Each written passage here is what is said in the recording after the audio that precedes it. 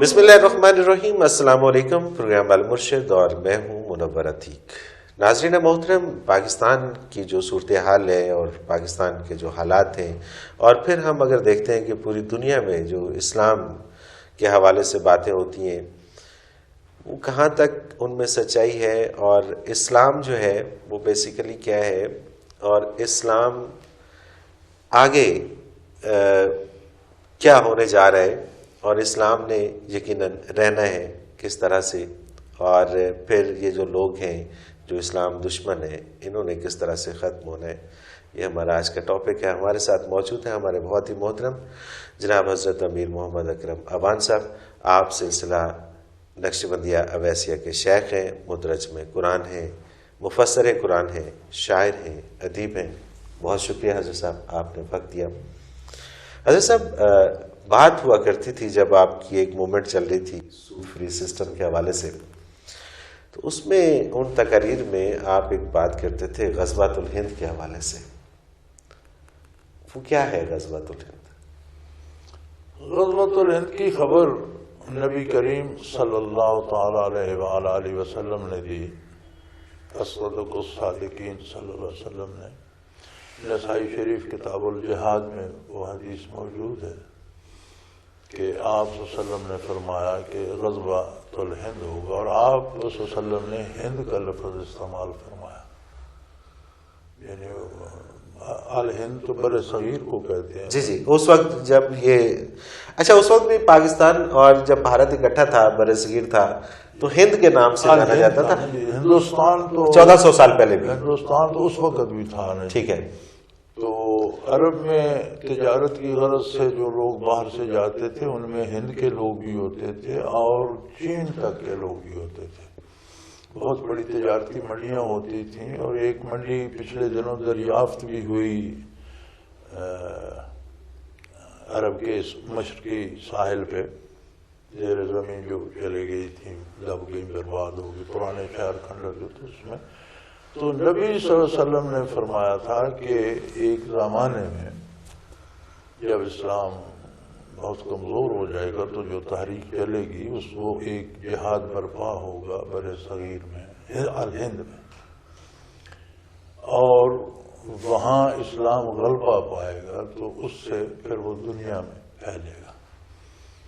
और उसके बारे जो हुज़ूर सल्लल्लाहु अलैहि वसल्लम ने फरमाया, दो बातें काबिल गौर हैं। एक तो ग़ज़वा फरमाया आपने जी, और ग़ज़वा वो होता है जिसमें हुज़ूर नबी करीम बनफ़्से नफ़्सी, बिल्कुल ठीक, जिसमें आपने किसी और को कमांडर बना के भेजा। वो जिहाद आपके ऐद मुबारक में हुआ, उसे सरिया कहते हैं।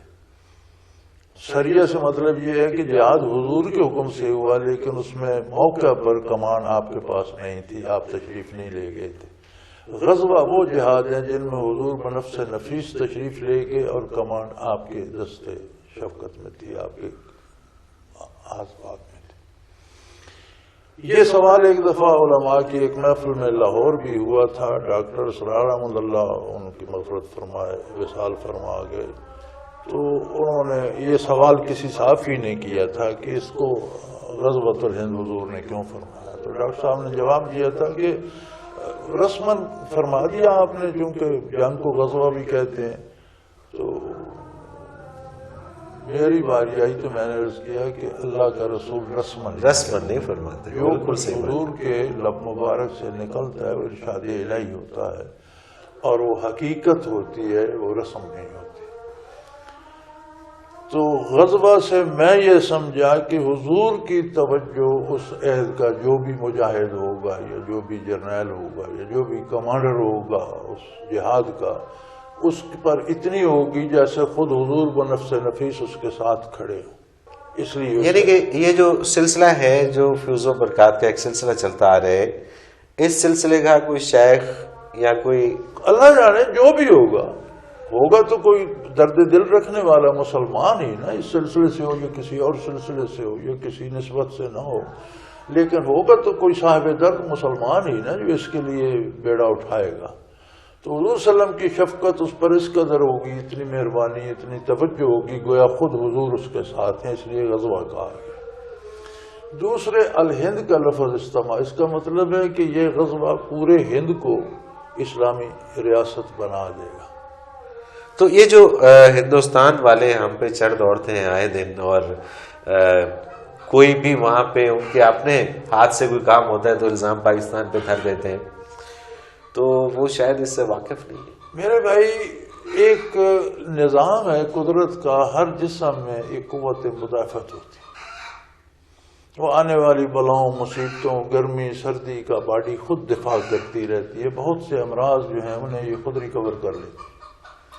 جب قوت دفاع کمزور ہو جائے تو کوئی بیماری سڑک سے گزر رہی ہو تو اس کے جراثیم بھی چمٹ جاتے ہیں. بالکل ایسے ہی ہے.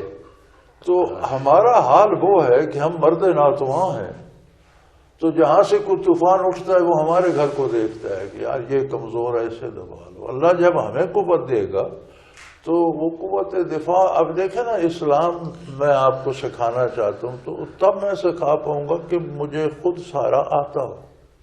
مجھے آتا نہ ہو تو میں آپ کو کیا سکھاؤں گا. بالکل ایسے ہی ہے.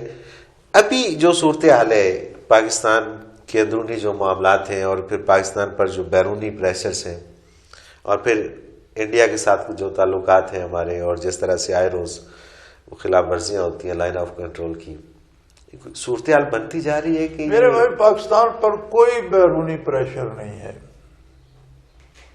یہ اپنے اندر کے حالات سے خوفزدہ اندر کی کمزوریاں ہیں، پاکستان کے اندر کی کمزوریاں ہیں. ہمارا جو طبقہ صاحب اقتدار و اختیار ہوتا ہے وہ خود کو کوئی الگ سی مخلوق سمجھ کے اپنے ایک الگ جہان میں جیتا ہے. وہ محسوس ہی نہیں کرتا کہ نیچے کیا ہو رہا ہے. اور آپ حیران ہوں گے، کیونکہ میری ان لوگوں سے بھی ملاقات رہتی ہے، آمد و رفت رہتی ہے، تو میں نے ایک دفعہ ایک جنرل سے کہا کہ میں نے کہا یار یہ قتل و غارت بڑی بڑھ رہی ہے، اب اس کا کیا علاج ہو؟ تو وہ کہنے لگا جی یہ کوئی نہیں، میں فلاں ملک میں گیا تھا تو فلاں ایریے میں ہم ٹھہرے تھے، وہ پاش ایریا، وہاں امن امان تھا. دوسری طرف جو عوام کا ایریا تھا وہاں روز 2-4 قتل ہو جاتے تھے. یہ عام لوگ جو یہ کرتے رہتے ہیں، یہ کوئی بڑی بات ہے. یعنی یہ آپ کے اعلیٰ طبقے کا وے آف تھنکنگ ہے. وہ کہتے ہیں یہ کیڑے مکوڑے ہیں، یہ ایک دوسرے کو کاٹتے رہتے ہیں، دفع کرو یہ کوئی نہیں. آپ کے پوش ایریے میں تو کوئی کسی کو قتل نہیں نہ کر رہا. بالکل ایسے ہی ہے. بلکہ میں تو بعض اوقات میں نے ایک رپورٹ بھی اس کے اوپر بنائی تھی کہ یہ جب ان کو سی ایس پی کا جب یہ ایگزام دیتے ہیں تو اس میں، یا سی ایس ایس کرتے ہیں تو اس میں ان کو یہ ٹریننگ دی جاتی ہے کہ پبلک میں نہیں جانا. اگر آپ نے ریڈی سے یا کسی جگہ سے یا پبلک پلیس پہ کھڑے ہوئے کوئی چیز کھا لی، کسی سے اسلام لے لیا، تو آپ کی نوکری خطرے میں پڑ جائے گی. وہ آپ نے دیکھا اصطلاح یہ لے مین. جی ہاں، لے مین نہیں ہے، وہ لے مین. وہ لے مین بالکل صحیح بات ہے. لے مین کا ترجمہ آپ کیڑے مکوڑے ہی کر سکتے ہیں اگر عرف میں کریں تو. ظاہر ہے. لفظی کریں تو اور بات ہے، عرف میں کریں تو کیڑا مکوڑا ہی ہوگا. تو یہ ایک خود کو ایک الگ جہان کی مخلوق سمجھ کر اس میں بستے ہیں.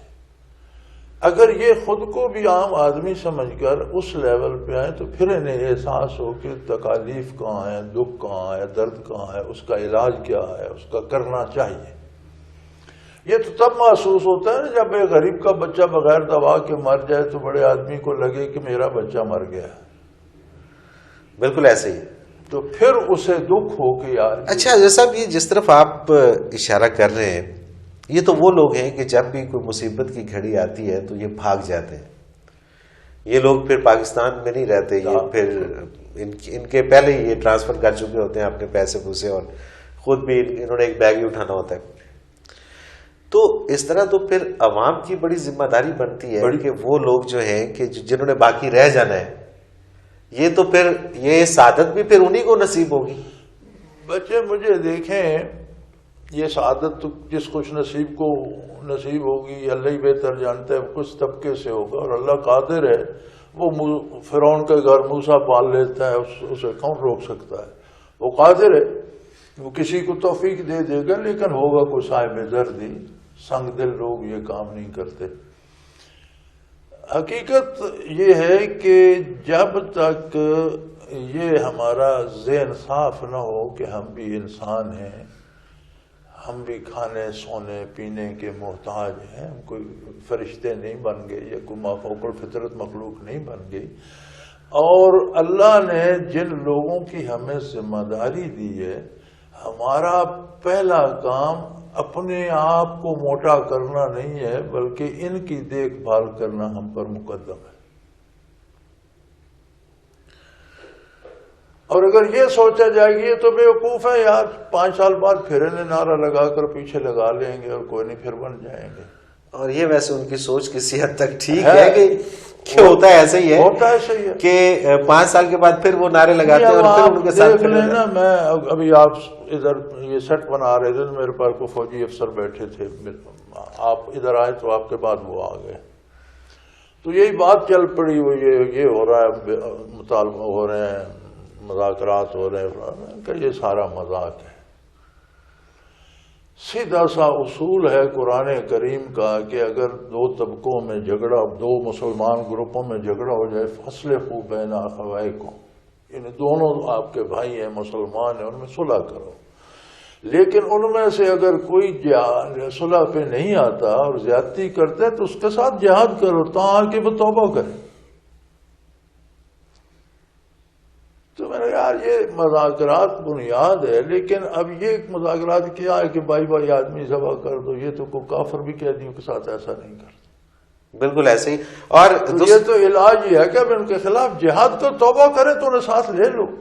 جی ہاں، اور اگر وہ مان جاتے ہیں تو اب تک مان جانا چاہیے. ہماری بدقسمتی یہ ہے کہ یہاں 4 مارشل لا ہے، جو فوجی آتا ہے وہ بھی پھر کہتا ہے جی اب جمہوریت ہونی. جمہوریت کا وہ یہ ہوتا ہے کہ وہی جن کو اس نے بھگایا ہوتا ہے، جن سے حکومت چھینی ہوتی ہے، انہی پھر دودھ میں دھو کر وہاں منسٹر بنا لیتا ہے.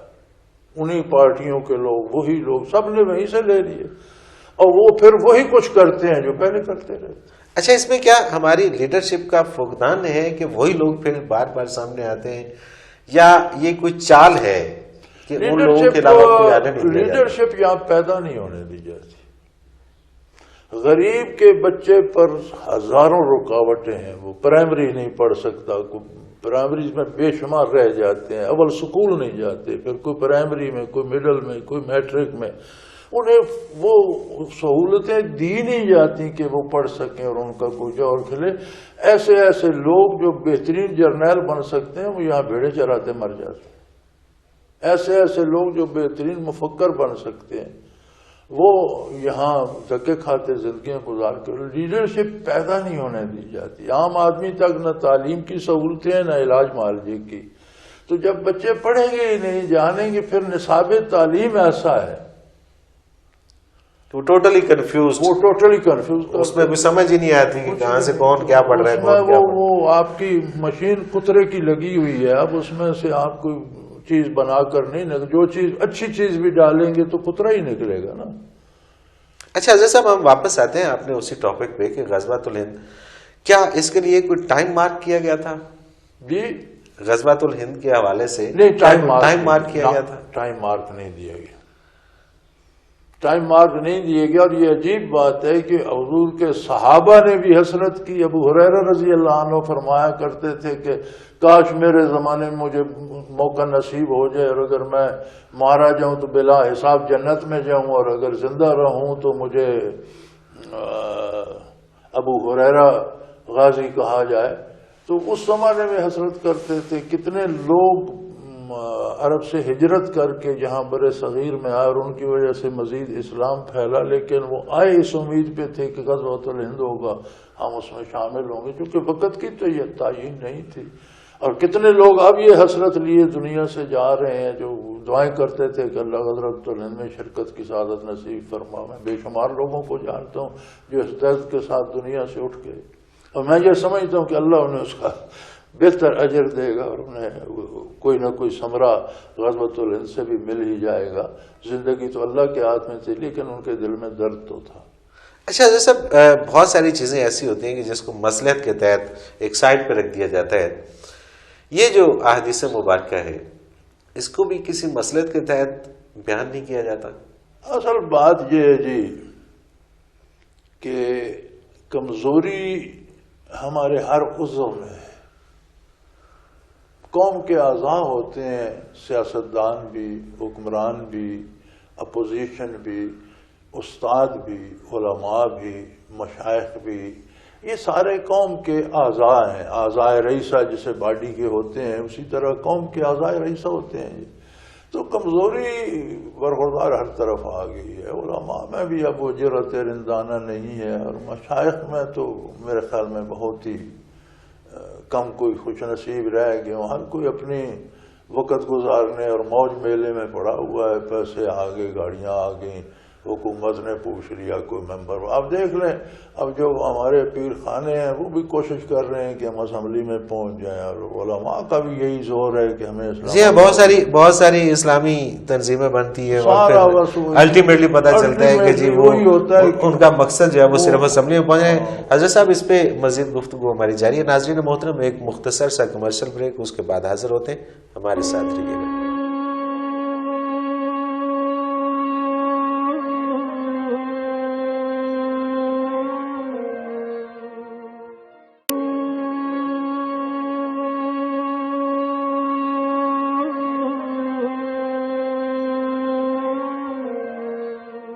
پروگرام میں ایک بار پھر خوش آمدید. ناظرین بات کر رہے ہیں ہم غزوۃ الہند کے حوالے سے, اور ہمارے ساتھ ہیں ہمارے بہت ہی محترم امیر محمد اکرم اعوان صاحب. حضرت صاحب بات ہو رہی تھی غزوۃ الہند کے حوالے سے. کیا اس وقت جو پاکستان کی صورتحال ہے یا جو عالم اسلام کی صورتحال ہے, وقت آ نہیں گیا کہ اب اسلام کا غلبہ ہونا چاہیے اور اب جو باطل قوتیں ہیں ان کو شکست ہونی چاہیے اور ان کا نام و نشان مٹ جانا چاہیے؟ فطرت کا ایک اپنا نظام ہے جسے قدرت خود کنٹرول کرتی ہے, خود چلاتی ہے. اور فرمایا ارشاد باری ہے بسم اللہ الرحمن الرحیم, تلک الایام نداولها بین الناس. یہ دن جو ہیں یہ لوگوں کے درمیان چکر لگ جائے, پہیا گھومتا ہے نا, اوپر کی چیز نیچے آ جاتی ہے, نیچے کی سطح اوپر چلی جاتی ہے, تو یہ دن اس طرح پھرتے رہتے ہیں. اب وہ اس پہیے کا سرکل جو ہے وہ کتنے عرصے پہ محیط ہے, کب کس طرح کہاں جائے گا. ایک بات یقینی ہے کہ کسی چیز کو دوام نہیں, اور جب بھی کوئی چیز اپنی ایک حد پہ پہنچتی ہے تو پھر اسے واپس دھکا لگتا ہے, ری ایکٹ ہوتا ہے. یہ آپ کے سارے انجن جو ہیں یہ اسی پہ چلتے ہیں کہ جب وہ پسٹن کا پریشر ایک جگہ جاتا ہے تو دھماکہ ہو جاتا ہے, پورے پسٹن کو پورا واپس جانا پڑتا ہے. بالکل ایسے ہی. تو حالات بھی اسی طرح ہوتے ہیں. اب آپ کو ہم اسلامی سوچ والے, اسلام پر عمل کرنے والے, اسلامی ذہن رکھنے والے دبتے ہوئے نظر آ رہے ہیں, لیکن یہ پریشر ایک جگہ پہ جا کے بلاسٹ کرے گا. اس بلاسٹ کا نام غزوۃ الہند کو, اور یہ بلاسٹ اب ہونے والا نہیں ہے. اللہ بہتر جانے جی. اب یہ تو اس کے پاس ہے کہ وہ کتنا پریشر بن چکا ہے, کتنا اور بنے گا یا ہوگا, یہ تو اللہ کریم کو معلوم ہے. کیا جو لوگ اس یقیناً یہ تو ایک بہت بڑی سعادت کی بات ہوگی, لیکن حضور نبی کریم علیہ الصلوۃ والسلام نے ان لوگوں کے بارے میں کیا اجر کی نوید سنائی؟ آپ صلی اللہ علیہ وسلم نے فرمایا کہ جو لوگ غزوۃ الہند میں شرکت کریں گے وہ بلا حساب جنت میں جائیں, ان سے حساب نہیں لیا جائے. وہ خواہ غازی ہوں خواہ وہ شہید ہوں, جی جو شریک ہوں گے اس میں, جو شریک ہو جائیں گے, جو بھی شریک ہوں گے. شہید ہو گئے تو پھر اور مرتبہ بڑھ گیا, نہ بھی شہید ہوئے تو جو بھی غزوۃ الہند میں شریک ہوں گے, یہ ایک آخری زمانے میں ایسی جماعت ہوگی جو بلا حساب جنت میں جائے. سبحان اللہ. اچھا جیسا ایک سوال یہ شہادت سے میرے ذہن میں آیا. ایک ہوتے ہیں وہ لوگ جو محاذ پہ لڑ رہے ہوتے ہیں, اور ایک وہ ہوتے ہیں کہ جو پیچھے ان کو سپلائی دے رہے ہوتے ہیں، میڈیکل سٹاف ہوتا ہے، ٹرانسپورٹیشن والا ہوتا ہے، کھانا پہنچانے والا ہوتا ہے. کچھ لوگ ان کے بھی پیچھے ہوتے ہیں جو ان کے گھر والے ہوتے ہیں یا جو ان کے باقی لوگ ان کے لیے دعائیں کر رہے ہوتے ہیں یا ان کے لیے کسی بھی طرح سے ہیلپ آؤٹ انہیں کر رہے ہوتے ہیں. خدا نخواستہ کہ وہاں سے کوئی ایسی گولا آتا ہے، کوئی ایسا بم گرتا ہے کہ جس میں وہ لوگ کہ جو سارے کے سارے اس جگہ پہ، ایک تو وہ ہے جو فرنٹ پہ، ایک جو ان کے پیچھے ہیں یا جو گھر میں بیٹھے ہیں، وہ بھی شہید کہلائیں گے. بیٹا بات یہ ہے کہ جو لوگ ان کے کچھ نہیں لگتے لیکن دلی طور پر ان کے ساتھ ہیں کہ اللہ انہیں فتح دے، اور وہ دل میں درد رکھتے ہیں کہ یہ جہاد ہے اور اللہ ان کی مدد کرے، اگر وہ مارے جائیں وہ بھی شہید ہے. یعنی کہ غزوۃ الہند کے اندر بھی یہی ساری صورتحال ہوگی کہ اگر کسی بھی جگہ پہ کھڑا کوئی بھی شخص، جہاد میں یہی ہے. جیسے آپ کا فرنٹ پہ لڑتا ہوا غازی مجاہد شہید ہوتا ہے، اس کا کوئی لانگری مارا جاتا ہے وہ بھی شہید ہے، اس کا کوئی میڈیکل کا سٹاف مارا جاتا ہے وہ بھی شہید ہے. اس کے وہ لوگ جو اس میں دلی طور پر معاون ہیں، گھر والے بھی اگر دلی طور پر ساتھ ہیں تو شہید ہیں، اور اگر یہ کہہ رہے ہیں کہ بے وقوف تھا کہاں جا پھنسا نہ جاتا تو پھر وہ اور بات ہے. لیکن گھر والوں سے علاوہ عام مسلمان جو ریت ہے ملک کی، اس میں بھی جو دلی طور پر دعائیں کر رہے ہیں اور دلی طور پر اگر ان سے مدد ہو سکتی ہے تو مدد بھی کرتے ہیں. جیسے آپ نے 65 میں دیکھا لوگ دیگیں لے کے محاذ پر بھاگ رہے تھے، تو ان میں سے بھی کوئی مر جائے تو وہ بھی شہید ہے. اللہ کی رحمت بہت وسیع ہے. یعنی کہ اللہ تعالیٰ نے ہر طرح سے لوگوں کو بخشنے کے اسباب پیدا کیے ہوئے اور موقع دیے ہوئے ہیں. اللہ کی رحمت بہت وسیع ہے، بہت وسیع.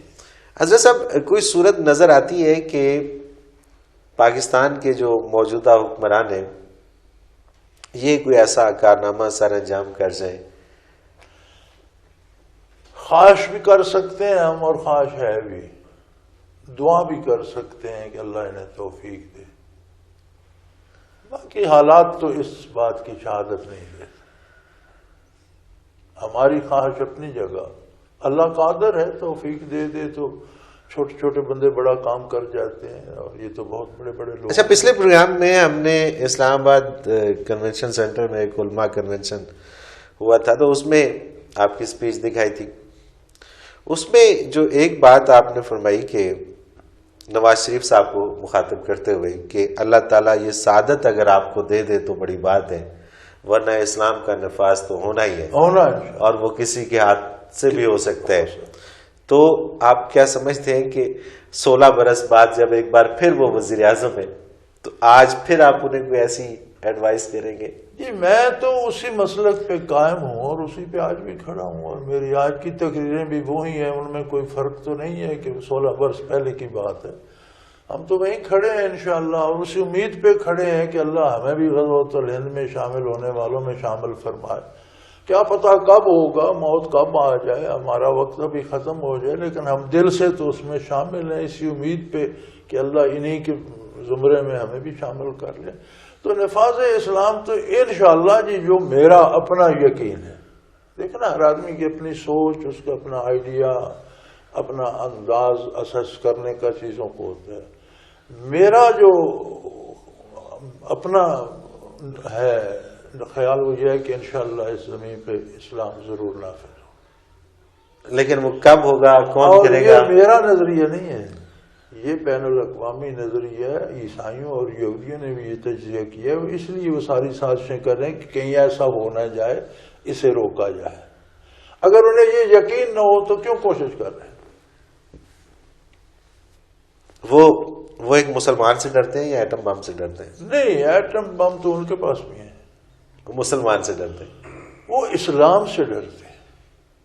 مسلمان بھی اسلام کو چھوڑ کر جو ہیں ان سے تو نہیں جی، وہ پھر مسلمان تو نہ ہوا جی، وہ تو پھر ان کا ساتھ جو قومی مسلمان جو ہیں ان کے ساتھ تو ان کی بڑی دوستی ہے. جی ہاں، کیا نہیں، جو مسلمانوں کو بھی دھوکے میں رکھتے ہیں اور جو دلوں سے مسلمان ہیں وہ اسلام سے ڈرتے ہیں. آپ نے شاید نہ سنا ہو یا آپ کی کہیں نظر سے نہ گزرا ہو، میں سن رہا تھا بش کی تقریر، تو وہ بات کر رہا تھا افغانستان کے طالبان اور اسٹیٹ جو تھی وہ اپنے تباہ کر دی. وہ کہہ رہا تھا they were going to destroy our culture around the globe. یہ بش کے الفاظ کہ ان کا جرم یہ تھا کہ ہماری تہذیب کو وہ دنیا سے لپیٹ دینا چاہتے تھے، اور ادھر ہم ہیں کہ ہم ایڈاپٹ کرے جا رہے ہیں ان کی تہذیب کو، اور ہم سارا یعنی جدھر جیسا افغانستان میں انہوں نے امن قائم کیا، لوگوں کی عزتیں محفوظ کی، جس طرح کا عدل انہوں نے شروع کر دیا جو ہو رہا تھا، یہ تو سارا امریکہ مسلمان ہو جائے گا، یہ تو ہماری تہذیب اور ہمارا مذہب ختم ہو جائے گا، ہم نے اس لیے نہ تباہ کیا۔ بلکہ اس کے الفاظ بعین ہی یہ تھے they were going to destroy our culture around the globe. یہ تو دنیا سے ہمارا بستر گول کر رہے تھے، اور یہ بستر تو الٹیمیٹلی گول ہونا ہی ہے، لیکن یہ اس کے منہ سے نکل گیا، اور انہوں نے اس پہ بڑی خاک ڈالی، اس کو کبھی دوبارہ ریٹیلی کاسٹ۔ اچھا، یہ اس کا تو بیان آ گیا، اس کے اپنے کلچر کے حوالے سے، اس کے اپنے جو خدشات تھے اس کے حوالے سے، کبھی ہمارے کسی حکمران کا بھی کوئی بیان ایسا نظر سے گزرا کہ جس میں کسی نے یہ کہا ہو؟ یہ کبھی اپنی دنیا سے باہر جھانکیں گے تو یہ ایک الگ دنیا میں رہتے ہیں، طلسماتی سی دنیا میں، جہاں یہ ہیں، ان کی سوچیں ہیں، اور عجیب و غریب جہان ہے بس۔ مطلب جو عوام ہے ان کے ساتھ ان کا نہ کوئی رشتہ ہے نہ کوئی تعلق ہے، صرف اتنا تعلق ہے کہ عوام نے ان کو ووٹ دینا ہے اور انہوں نے الیکشن جیت کے، اور وہ ووٹ ہر بار 2-4 جھوٹ بول کر لے لینا ہے، 2-4 نعرے لگا کے لے لینا ہے۔ اچھا، اس میں بہت ساری چیزیں ایسی ہیں کہ جس میں ہمیں یہ نظر آتا ہے کہ جتنی میری عمر ہے کم از کم، میں اپنی عمر کے حساب سے اور اپنے تجربے کے حساب سے بات کرتا ہوں کہ وہی نعرے ہوتے ہیں، وہی سارے وعدے ہوتے ہیں ہر دفعہ، اس میں کوئی تبدیلی لفظوں کی بھی نہیں ہوتی، پھر عوام یقین کر لیتی ہے۔ ہماری بد نصیبی یہ ہے کہ ہم میں علم نہیں ہے۔ جب علم نہ ہو تو ارد گرد کی دنیا نظر نہیں آتی، دنیا آنکھوں سے نہیں دکھتی، دنیا جاننے سے دکھتی۔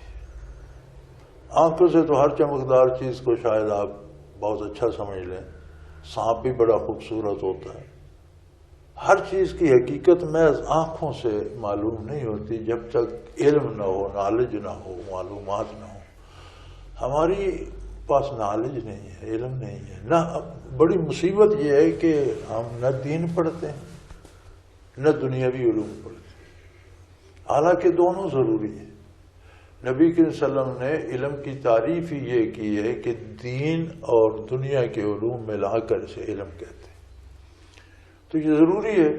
لیکن جب تعلیم کی کمی ہوگی تو پھر سوچ اتنی محدود ہو جاتی ہے کہ میں نے یہاں عام آدمیوں کا جو میرا اندازہ ہے، پبلک سے جو میں نے سمجھا ہے، وہ یہ ہے کہ ایک آدمی کے جتنی 3 پشتیں یا 4 پشتیں وہ جانتے ہیں ان میں سے کوئی تھانے نہیں ہے، لیکن ووٹ دیتے وقت وہ سوچے گا اگر مجھے کل تھانے جانا پڑ گیا تو میری سفارش کون کرے گا؟ یہ بندہ تو بڑا شریف ہے، یہ تو میرے لیے جھوٹ نہیں بولے گا، یہ تو میری جگہ رشوت نہیں دے گا، یہ غلط سفارش نہیں، یہ بڑا غنڈا ہے، اس کو دو، یہ تھانے کا کام کرے گا۔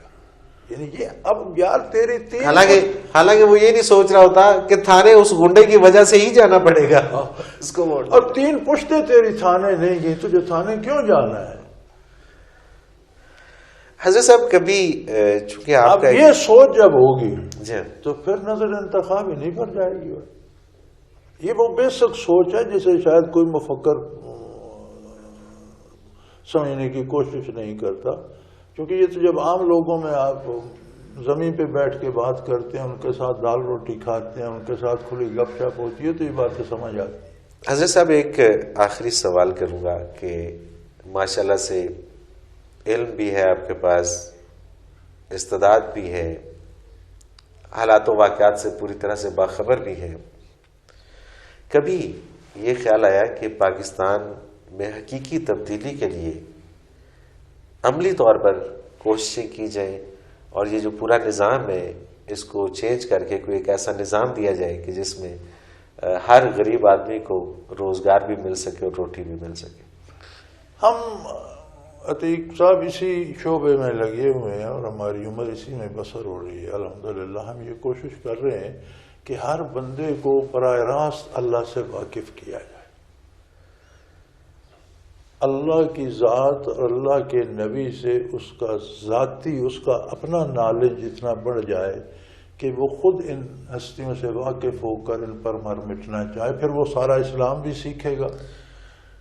اور میرا خیال ہے کہ پھر وہ وقت ہوگا کہ جب وہ بلاسٹ کرے گا، اور وہ پھر جب یہ لوگ، یہ جاننے والے لوگ جب کی پوائنٹ پہ جائیں گے تو پھر یہ فیصلے کریں، پھر یہ فیصلے ہوں گے، اور پھر انشاءاللہ تعالی وہ ایک پرامن انقلاب آ کے رہے گا، اور پاکستان کے حالات ضرور سدھریں گے. اور شاید یہی وہ لوگ ہوں گے کہ جن کے حصے میں غزوۃ الہند کی سعادت بھی آئے گی. ناظرین محترم، آپ نے گفتگو سنی، اور یقیناً آج کی بھی گفتگو سیر حاصل گفتگو، اور اس میں ایک نئی چیز کا آپ کو یقیناً علم ہوا ہوگا. حضرت صاحب بہت شکریہ، آپ نے ہمیں وقت دیا. ناظرین محترم، پروگرام کا وقت اپنے اختتام کو پہنچا. منور عتیق کو اجازت دیجیے. اللہ